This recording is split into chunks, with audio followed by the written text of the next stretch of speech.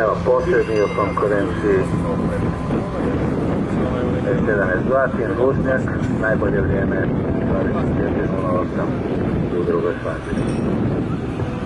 Na startu je Domagoj Sistem Kindle na Kaskante i konjski put oko Lupci. U trećem i startni 22 Berlja Nerva.